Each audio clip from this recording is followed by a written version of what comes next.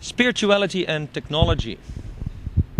A field I really like because I come from the world of computers and digital media, and I got interested in spirituality, and I think they match quite nice. Colette Kavanagh is a film producer who is now studying the other things like spirituality and is in the Netherlands to research the subject of spirituality and technology. Colette, what brings you to look into this? Well, it's a subject that interests me very much because technology is so much part of our modern world, and I'm interested in what place it can play in the spiritual evolution on the planet. Mm-hmm. That's quite a wide thing. I mean, you could look at spirituality and technology from the point of a tool for yourself, like if it could help you, but to look at it as if it would help the planet is quite a far-fetched idea. Well, I think there's a lot of talk nowadays about the destructive possibilities of technology, but I think there's not enough focusing on how it can be used in a positive way. Well, this fear about the world going to pieces because of not only nuclear bombs but also the ozone layer and stuff like that. I always like to point at times, say in the Middle Ages, when the Black Plague came around. I think a third or half of the people of some areas was wiped out. Those were disasters that are really uncomparable to what we experience now. We have natural disasters and ecological problems, but those days were also very serious. So I don't think that's new. That this idea that technology will wipe us out, whether it's technology or Genghis Khan, doesn't really matter. I think that's a basic fear in people about their future, about what's happening. Now we see technology a little bit as from the New Age perspective, let's put it, technology is a bad thing because it has destroyed natural life and the farming, and in the Industrial Revolution has driven out agriculture, stuff like that. I don't know. I think it's another tool. Like mankind has developed tools since. Well, I think the apes use little tools themselves, and we started using tools and all kinds of tools. We have developed processes. I mean, is there really a difference between using a brain machine or doing yoga, in the sense that both are tools? Both are systems developed with it. It's both are technology, in fact. Mm-hmm. The systemized approach of yoga, where you do exercises and stuff in a specific order, is not much different from what, say, a doctor does. When he operates on you, who does it also in a specific order. He knows what to do and where it will lead to, what the effect will be. So technology is not new. Technology is in fact very old. As soon as we took up tools and thought about systems and processes to do something, that has been around. Only these days we think that the computer and the separation that technology brings, because that's what the thing people feel. It brings separation. You don't talk to people anymore, you watch television. We don't play games, we switch on. By separation you mean isolation? Isolation or separation? No, separation is... Well, in the Middle Ages the word was thou art that, which means thou art that is what is inside and outside, as above is below and stuff like that. I actually believe that Shakespeare said, to be or not to be that is the question. Which meaning, thou art that. Are you that what you see, or are you not? Mm-hmm. Of course, all the mystics in the world have always said, thou art that, you and the world. And that basically you separate by first naming it and then judging on it. Any judgment on anything exterior separates you from it. And even in the Bible you can read that the angels were not given the right to name things. It was Adam who had to name things. So that indicates that the first step in separation between us and that outer world that is really a reflection of the inner world is separation. Separation by thinking, by judging, and now we separate by technology. We have a whole set of tools that separate us from touching the other person, but also really communicating. We learn to cope with it. A very good example is the telephone. In the 30s and 40s, I remember, I wasn't there, but I have seen television programs where you see people picking up the telephone and they would phone to people, say, in Indonesia. A mother to her son who was in the war, and she would really shout. She would say, "Hello, Bandung, are you there? Are you there?" As if she could reach out. Yeah. Technically, we have 3 kilohertz of bandwidth. A very limited bandwidth to play with in a telephone. But now we have learned within that bandwidth to do a lot of things. We can shout at people, make love over the phone. We can do all those things. We have learned to cope with. But in fact, we really have limited ourselves. We have pushed our communication into a very narrow channel. Whether it's good or not, I don't know. We can just observe that we look at the television, which is a very small screen, in fact, yeah? Mm-hmm. And it also has a limited bandwidth in colors. Mm. You can't see many colors on a television, limited pixels, and yet we cry in front of the television, we do all these things. A computer is even worse. Not only because it's also a screen, but because it's a very specific representation of data. We look at it and sorry to say, but it started with Apple. And I always said that Apple had a hypnotic interface. But the next thing is that now we're into Windows. And Windows is the way Bill Gates looks at information or at data. Let's make a distinction between data and information. And he forces us to look at the world with his eyes. I mean, there is no housewife's interface. There is no therapeutic interface with the computer. What you have is Windows.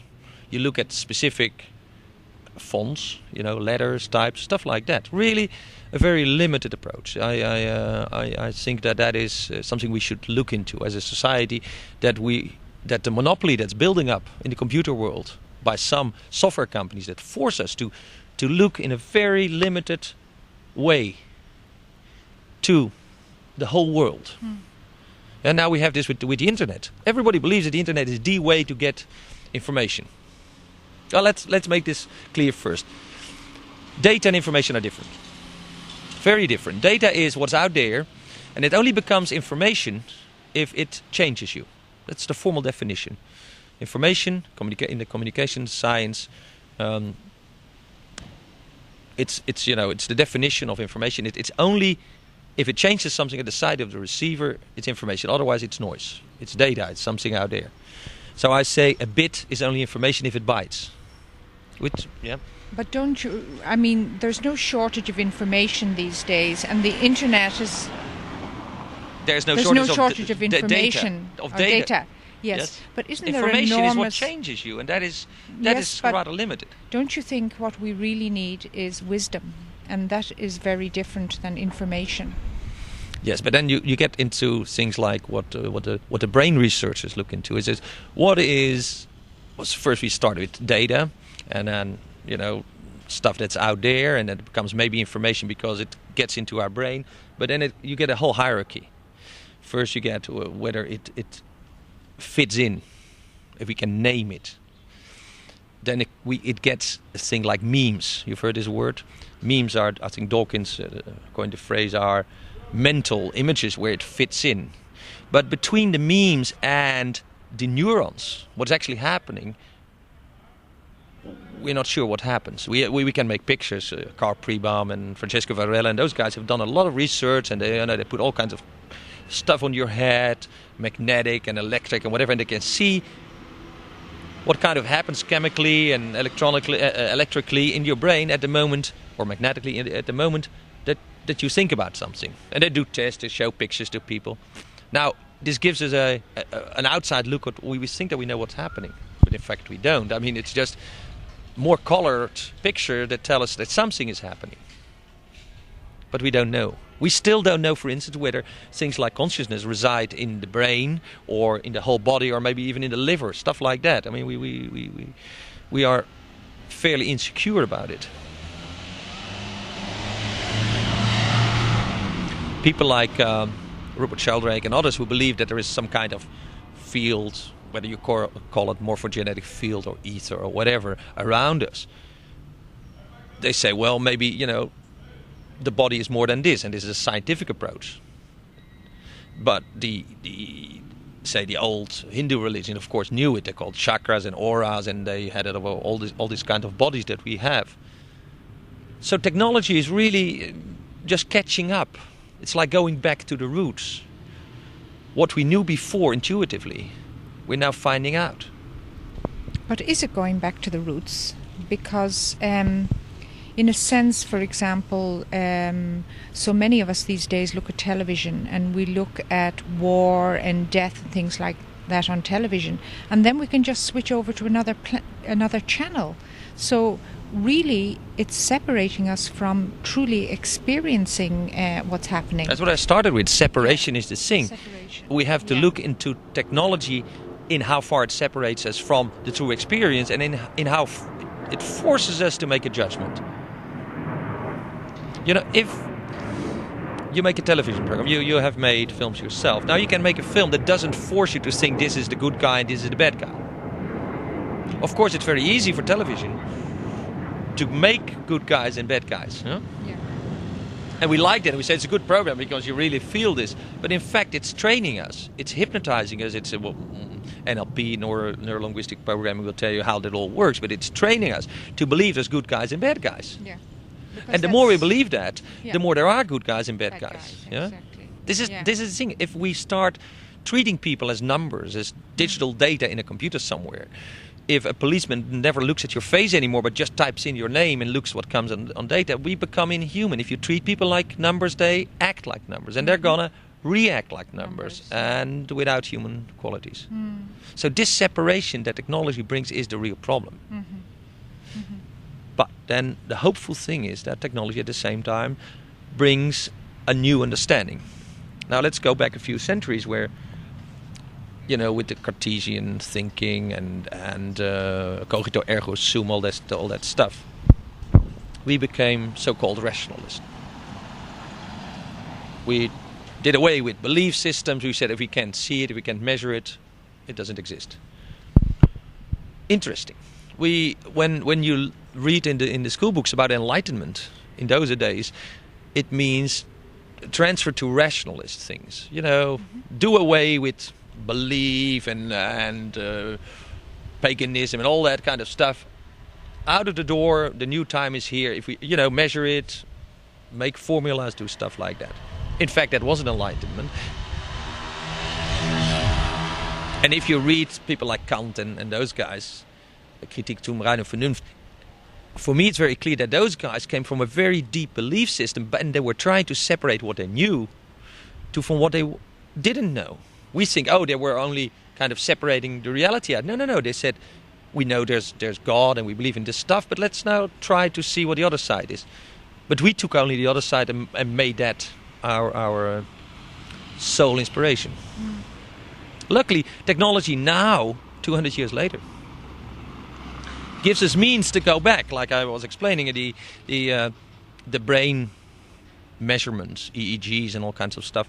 They give us indication that indeed the whole thing expands a little bit out of the brain, and that so we come back to understanding that the Hindus wrote down in the Vedas in whatever 2,500, 4,000 years ago. So we come back, we come full circle, and now it seems there is a time that we're beginning to accept that we don't know everything, that there's more than can be measured. Doesn't mean that technology is exhausted. Definitely not. I recently got a friend of mine got cancer,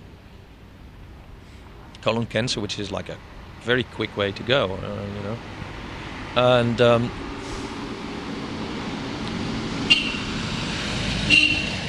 For some reason, in fact, because Tim Leary was a friend of mine and I got interested in the subject of cancer, I got a Rife machine, Royal Rife, who in the 30s developed the machine. And I got that machine, I sent it to Tim, he never used it, I got it back. So this friend came here and I said, come here for a month and we'll see what it does. So far, this is a month later, the x-rays are better, stuff like that. This stuff seems to work. I don't make no medical claims, it might be any other reason, but it seems that there's something there. We hear of people using Tesla coils for all kinds of stuff. There is a group in Italy, the Damanhur commune, who has a very interesting subterranean temple. But what they really do is they research time travel, both what we know as astral of out-of-body experience and factual time travel, where the body goes in another time. And people come back and have strange experiences and stuff like that. That's also technology. It's not mainstream technology, but those things are there. Rupert Sheldrake, a guy who said, hey, let's look into what we do with animals. What happens if I look at someone? Normal physics. I was trained as a physicist. I mean, hey, if I look at you, the light comes from the sun, falls in your face, and it's not like me doing something to you. Rupert Sheldrake says, let's see if you look at someone's back, if he feels it, which is against the laws of nature as we know it. So he's researching an expansion of our technology. So technology isn't dead, and there's many ways to go. And the differentiation between, say, accepted technology and unaccepted technology is just that one university or another has to say, hey, this is legitimate. What way would you like to see technology going? What's your dream for technology? That we use it to research this separation processes. Why do we separate and how do we separate? What happens if I look at that guy and I think, I don't like him? Yeah. By now, we know that something happens. That I radiate something, he feels lousy, I feel lousy. It's not a good way to go. It would be a little bit stupid to make a little bleep that says, hey, you have a negative thought and don't do it. That's ultimately what could happen. Just pick up the brain waves, translate them and say, hey, this is a bad thought, don't do it. With the thought police idea, Once we can do that, we can do many, many strange things. But take it on a simpler level to teach people that what the effect is of their thoughts would be an interesting thing. It would help people individually to grow. And this is the old thing where we started again is technology something that is going to help the whole world, the whole consciousness of the world, go up, or is it a thing that individual people do? Now here we have to see that the individual is always the small cycle in the big cycle. Sure. That if the whole world feels something about the coming of Christ or the Aquarius thing, then the individual will feel that too. There's a small and the big. Individuals will sometimes feel that they influence the big cycle, that what they do, like sometimes you feel, oh, this is happening, I have to do a specific thing to make it happen or whatever. But maybe it's the other way around, that you just pick up in advance the main wave and then you do your little thing. We don't know. Time, some people say, is an illusion. And if you believe in time travel, and physicists these days, theoretical physicists say that it should be possible. And I know some people in California are actually trying to find ways to shoot like 1 bit in 24 hours in the future by computers and probabilistic and stochastic processes. So it seems that technology, non-locality principles in physics give an indication that those securities, so those truths in physics, like you can go faster than the speed of light, stuff like that, relativistic Einstein stuff, might not be true. In fact, what we're learning is in physics is that object and observer, observed and observer are related by some kind of awareness, some kind of consciousness process. Without it, we couldn't explain what we see normally, what happens in physics. So again, we come back to what the Vedas already tell us, that they must have known much more than we did. Whether they did it based on the same experiments or just had this feeling, I don't know, but they understood a lot. So where do I want it to go? Well, I don't want anything. It's fine. The sun shines. Actually, it's enlightenment is opening your eyes in the morning and feeling the sun. I don't know. I have no. A long time ago, I thought that we need to do things, and a good example is, God, we have to protect the whales. Was in California really a good thing, protect the whales. Because of that, a surge in films and movies and photographs about all these animals came up, and people started photographing whales. Now, in those days, you needed the whales very clearly because they had a certain kind of stuff that you need to make pictures shining. So the more we looked at the whales, the more pictures were made, the more whales need to be killed to this. You see, that's one of those things where then the Tao says, what you do, you have to undo. Yeah. So I don't want anything because that would mean I have a vision of where we're going. I can only say every day I have a choice for things to do and not. And it seems that I'm involved in technology and computers and brain machines and rife machines and really all kinds of technology, drugs, psychotherapeutic use of psychedelics, things like ayahuasca. All those things come up in my life, and if someone comes to me and say, we are going to do a ayahuasca experiment, can we use your place? Yeah, why not? It's not totally legal, but we're in Amsterdam, so it's okay. It's a kind of research.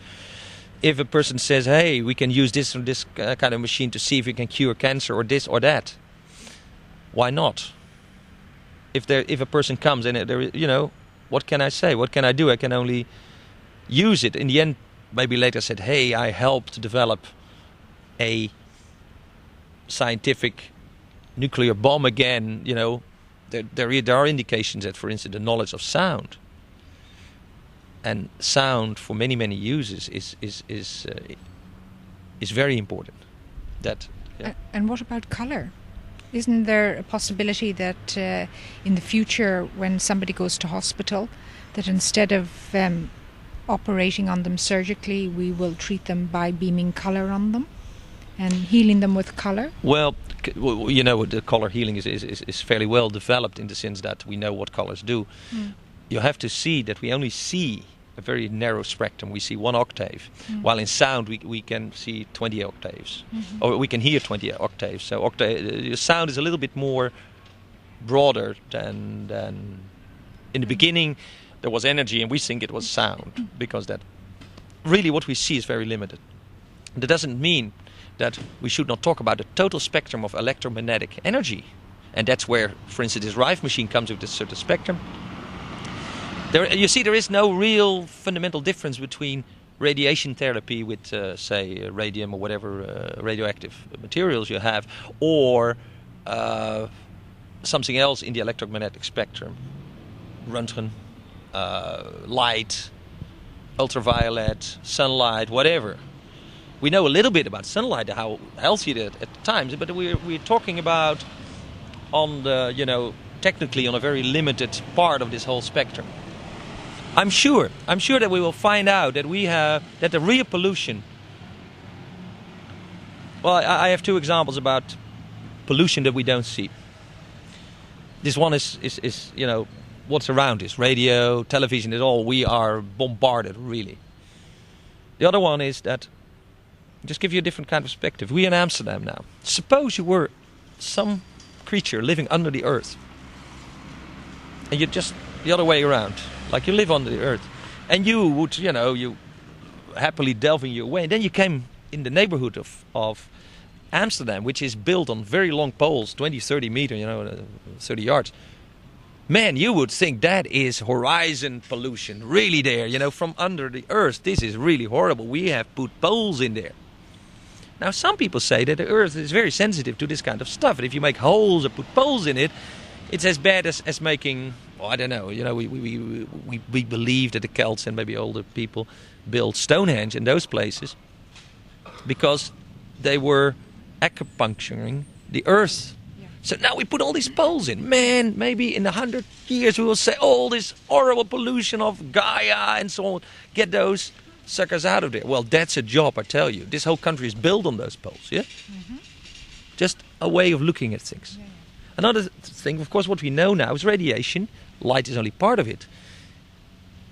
Influences us. So I would really advise people, build your houses a different way. And then there comes this stupid thing again. Remember that we for a while said lead-based paints are really bad, you know. Kids lick on it, you die and stuff. Yes, but lead-based paint are very good to keep out radiation.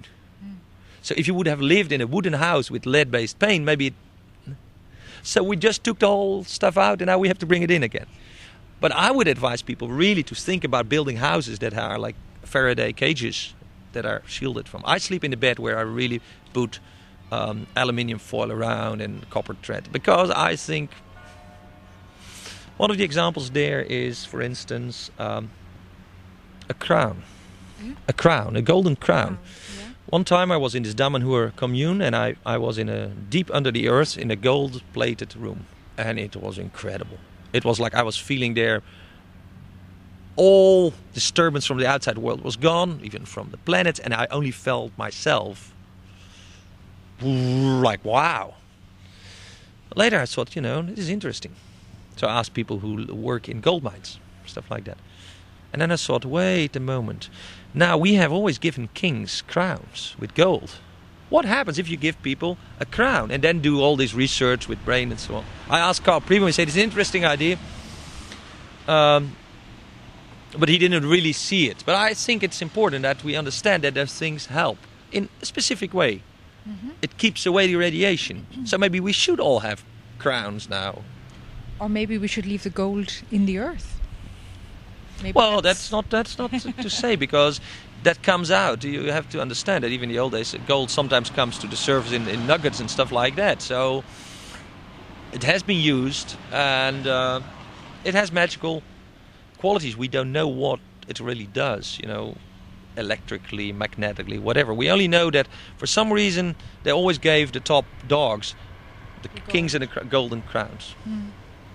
So that, I know. But a funny thing, technology we've never thought about.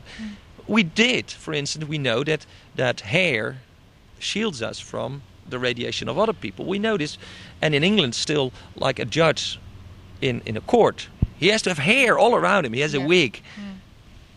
Why? They say it's tradition, but maybe the basis of the tradition is that it makes him less vulnerable to all those guys in the court there. Mm-hmm. These days there's a tendency for police people to, or it's kind of whatever, people to shave their heads. That really makes a different feeling. If I were a police chief, I would forbid that. Mm-hmm. They need caps and they need hair, because otherwise their aggression goes out and they're too vulnerable for the aggression from other people, so you get this stuff. Now, do people take me serious when I stand up and say, hey, come on guys, let's think about these things? Other example is, of course, the uniforms of the police. If you have a different uniform, you have a different radiation, you feel different. Well, what we do these days, we call it democracy or whatever, work relationship. These guys can choose their own uniform. You know what we got? We got more and more belts and guns and hang there and puff, leather jackets. It makes them more aggressive. Mm-hmm. More separation, more... Yeah? Mm-hmm. And we knew that from the fascist times, that more... Mm-hmm. Yeah? Mm-hmm. And still we allow the police all over the world to get dressed more. I mean, this is really a trend over the last 15 years. You see, they went from fairly decent looking now to... Yeah? Mm. Is this technology? Well, it's technology for me because I realize there's a basis for it. It's not a technology that people see. Mm-hmm. Does it influence us? Absolutely. When you talk about colors, form, everything. We are very hypnotizable beings. We get used to colors, and it's everything. Fashion, lipstick. I'm just those colors change that, and you change your awareness. I saw an interview on Dutch television here last week with somebody who went to fight in World War I, and the reason he signed up was he was attracted to the uniform. He didn't know anything. He said he didn't even know what the word democracy meant, but the reason he signed up was he was attracted to the uniform. And that made me wonder how many people sign up because they're attracted. For the wrong reason. Oh, yes. Well, Aldous Huxley, of course, in Doors of Perception, gives a great description of that. He took drugs and then he described.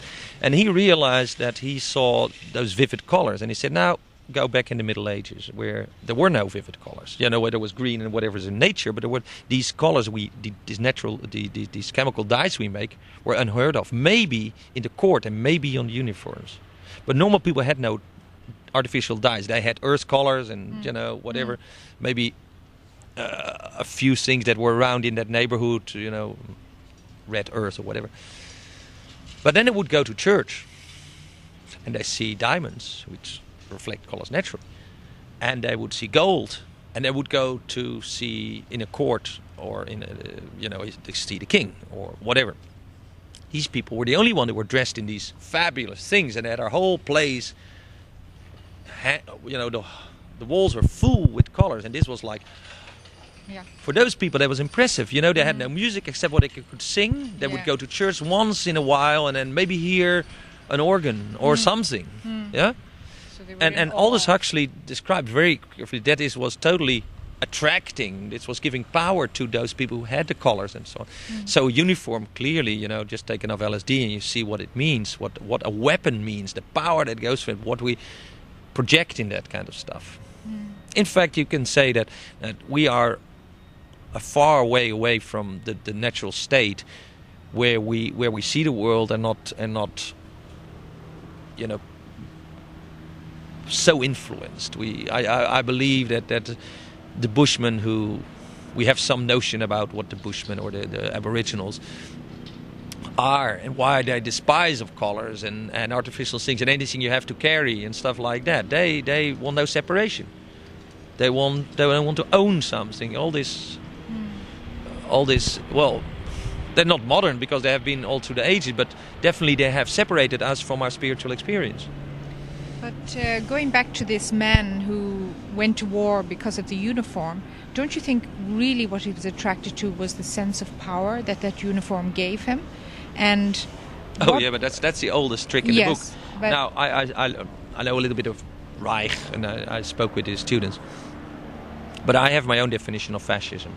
Fascism is when we allow or when we adapt a superiority environment to compensate for our inferiority complexes. And that is my definition of fascism. And that's what Apple did with their computers. And I wrote that and I got a lawsuit with Apple about it and then I hushed it. But that's what I basically believe, that if we allow technology to take this role of the superiority environment. Now, in the world where a uniform was technology, I mean, those colors and the stuff and the steel and whatever, that was technology too in those days. On the other hand, I remember Teilhard de Chardin writing. He was a soldier. He was a priest, but he was a soldier in the First World War. He described it as the most ecstatic time of his life, being out there at Verdun with all these people fighting. He said, you know, there was no rank and order anymore. Everybody was there right now. Paf, you could die any moment. It means you lived now. Yeah, but there was also probably the true meaning of brotherhood at that time. Yes, those things we've forgotten. You know, we there are sentiments among us that maybe fit more in those hunter societies where we could communicate at a distance, telepathy and stuff like that, but we lost because we didn't need it anymore. Yeah. Also, there's a theory that says we lost it because we have all this crap out there. We have radiation here and there. When Reich did his experiments with cloudbusters in I think he did 53, 55. And recently that technology has been used, but he thought it was extremely powerful. And now it seems to work, but it's not like we use it every day, cloud busting. And I think that in those days there was less radiation. In fact, things like nuclear explosion, there was a guy who told me that he had his life's experience, so it's like an out-of-body experience, at the moment that he later realized was the atomic bomb in Japan, or Hiroshima. These things are very strong. These radiation, electromagnetic forces, whatever is there, and they might actually have forced us to shield ourselves. And by shielding, of course, you shield out also the finer things. One theory of the evolution of awareness, of consciousness, says that, that 40,000 years ago we had nothing. We were just animals who came out of the trees, and then slowly, there seems to have been a big surge in consciousness around 11,000, 12,000 before Christ, and they said that really the pyramids were built then and not 5,000 years ago. But then you see us going up. Maybe you notice, but silent reading is only happening since about 11 or 1200. Before that, people were always reading aloud. Saint Augustine, who lived, I think, the 4th century in North Africa, was known throughout the Western world as one of the people who could read something without reading out loud. And even the old languages, as you know, they don't have the letters. Like the Jewish, they have, how do you call these? The A and the B and the A and the E and the U and the O. They have the vowels. No? Yes, they don't have that. They only have the consonant. So in those days, you could only repeat the text if you've heard it before. Only after 1300, the notion developed that we could read silently. So we're now... Yeah, it seems some kind of evolution. But is that a defense system against more stuff, more technology, more stuff we took out of the earth? As you say, taking gold out of the earth, of course, it means bringing out something which might have a radiation at some frequency we don't know, at some field we don't know, that might have polluted us. So we have to defend ourselves against it, and then we have to find all these other awareness tricks, really, silent reading and especially self-consciousness. But not just gold, also oil. For example, we're taking oil out of the earth and putting it in the sky, and that oil, the function of that oil is to lubricate the panels in the earth. So, I mean, we really have to question the whole technology in that sense too. I mean, where are the boundaries? Yes, and where are we going? Now, some people believe we're going to have a big bang and something will happen very soon, and people like Terence McKenna have all kind of computer models to prove that we're really progressing and this is time. And on the other hand, the mystics tell us time is an illusion. So why would it happen now? I don't know. As I say, we make decisions every day about our life and everybody else's life, and stuff happens. I'm not afraid for ecological disaster. I think we did it so we will cure it. And things like the ozone layer, if we all think about it, will change. And this is what people like Reich researched, and we think Tesla did. That it's very simple. If you look at a little cloud, you look at a cloud, or we both look at a cloud, it sometimes disappears. We know that on special days, like Queen's Day in Amsterdam, it's usually good weather. While around it might be raining. What is it? Because we just do something there. So if we can do that, we can do something about the ozone. Yeah? And maybe we already did. By becoming aware of it, we already did. So you see, there is some ground to believe that everything is an illusion. But then we have to become aware of it in the first place, and that's one of the advantages of technology, that it can spread information. But that's the fallacy of our times, that we believe that if we put more shit on the internet and 60,000 pages, 60 million pages, 60 billion pages, that it means there's information. That isn't information. That is data. That is stuff. What is out there. And the first year of the internet, and I had the first internet cafe in Amsterdam, and we have, I think, 8,000 pages on the net since October '94. I did everything on the internet, and now they say I'm the black prophet of the internet because I don't believe in it anymore. It doesn't give the average user anything. There's nothing in it for me. Yes, if you're a researcher and you want to know all this stuff, and if you have 12,000 friends in the States and you want to email every day with, it's great. Well, I am one of these people. I own computer magazines, I make television programs, I have many friends in the States, in the spiritual and the technology world. And still, out of my 120, 150 email messages a day, maybe 4 or 5 are from my friends and mean real interaction. The rest is people with crappy questions, or come and look at my homepage, stuff like that. Really, everybody who sends me an HTTP URL, as they call it, locator. I hate that kind of mail. I don't want it. It's not information. it's noise, and it takes me away from what I really want to do, is have meaningful interaction. Quality communication. Yeah. Quality. It's an American term. Yes, quality life. I need quality time with my kids. Well, every time is quality time, because if you make the separation between non-quality and non-quality, it means that being not angry. I don't know. That's a qualification I don't like. But it's true that you get a lot of noise from internet. You get a lot of noise from the web. Email is okay, I think, as an alternative to faxes and stuff like that. But not this World Wide Web. Average people, Joe Sixpack is not going to use the web. Believe me, you know. Why? To find the stats for his baseball games and stuff like that. We feed him that anyway. He's going to addicted to it, you know, to know what the batting average of this and this guy is. But is it important? Is it information? Does it change his life? Yes, for some of us who have these cards and do something with it. But most people, it's not. It's a hypnotic rhythm. If it's not there, you say, oh, what a bad thing, you know. Then I didn't see the background of the main players. That's what they give you these days. Not only the game, but all this noise behind it. I don't believe in that. And that's why I say the internet will never be a mass medium. It will be a very interesting business medium, maybe 25% of the people. But I foresee that even now it's already going down. I mean, the growth is at its maximum. Yeah, well, it will grow a little bit more, but it's not. It's peaking out already. You can feel it. Now, I said this a year ago, and they said, you're crazy. No, the real question is, what's in it for me? Where do you think it will evolve to? Do you see any seeds coming out of the internet that may be evolving into something? Yeah, I have three maxims there. One of them is data is no info.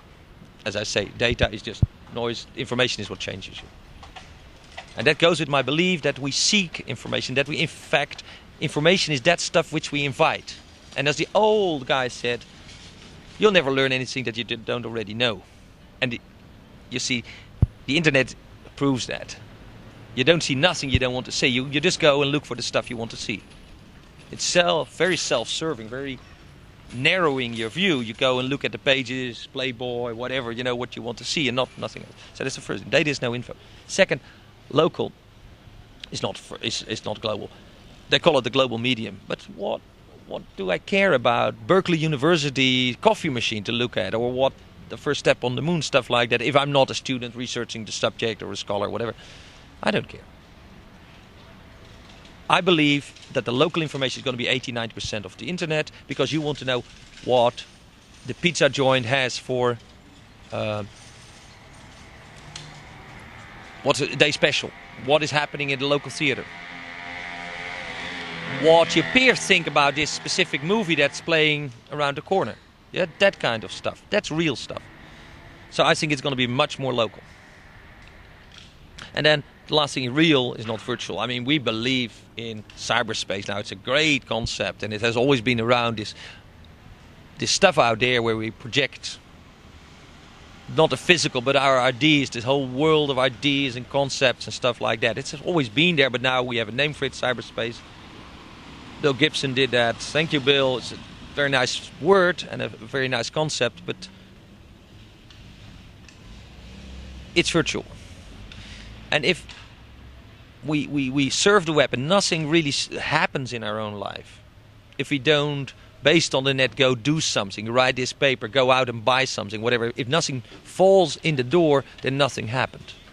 Maybe it's like reading books, you know, you get a nice idea once in a while, but it's cyberspace. It's not.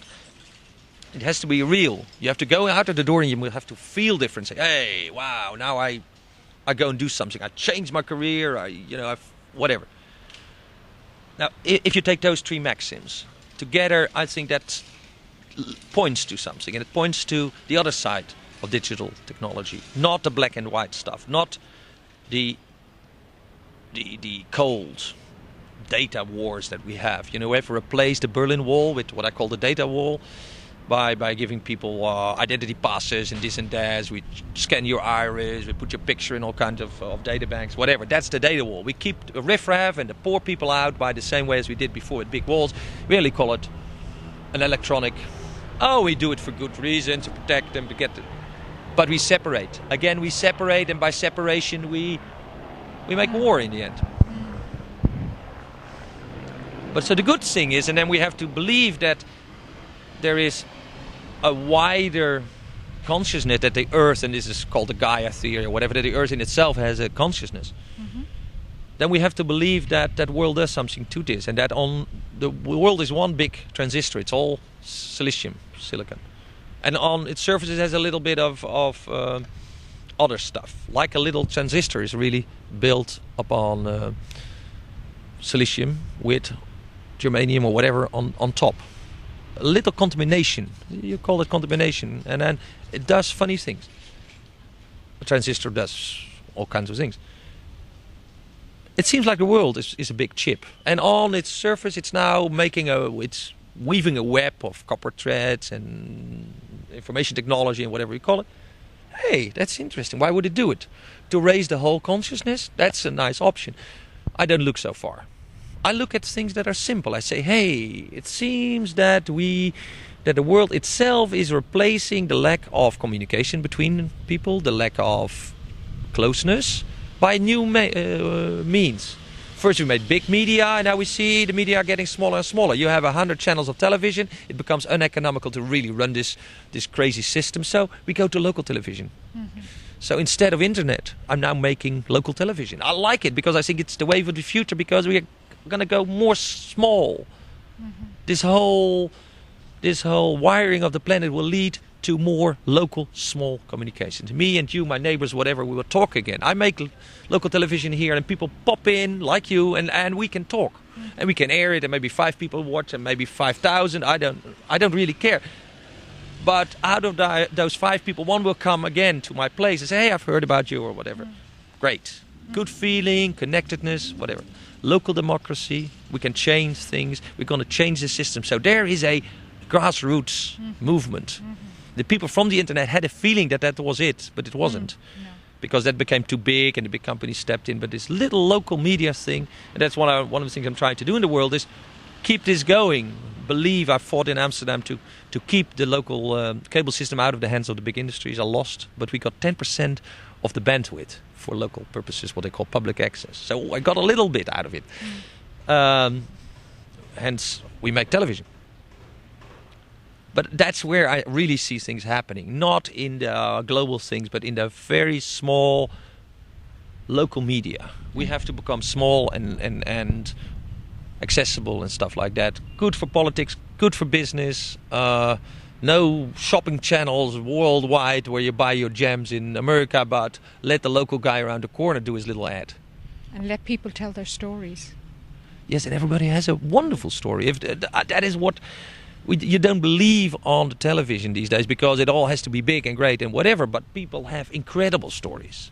You know, I talk to small people, big people, and they all have stories and a life that is full. If you don't believe that, you don't have to talk about spirituality. If you don't see God in the person next to you, what's the purpose? You know, oh yeah, there's something there, great, but... And start with the people and start with the society. And I think the secret is that you have to break down those separations, break down the barriers. If we can break down those prisons, because those are the prisons we made for ourselves, then a new day happened just now. So we don't have to go to the cinema to see the big stories. We're all around us here, even on this street.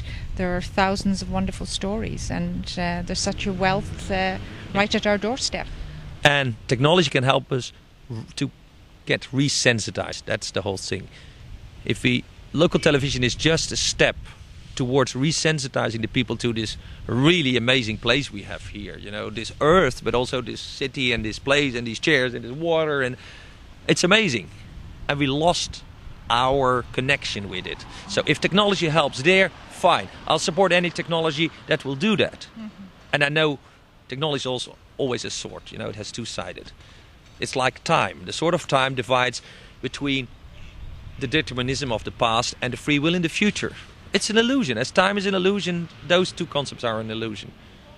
And that the world is so big and I'm so small is an illusion too. I'm the center of my world. I mean, whenever I look at my own movies, my own life movies, so to speak, I'm always in the center. Strange, isn't it? Yes, and I speak to people and they say, yeah, well, I'm always in the center of my movie. Yes?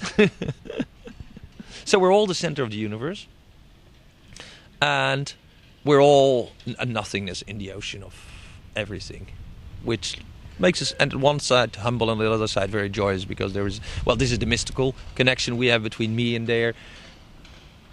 We're all one. Actually,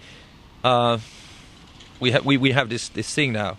We are one to be, and then make the B with like it. Mm-hmm. We are one to be, and the B should be a little B there. B. Thank you, Colette. Okay, it was a pleasure talking to you.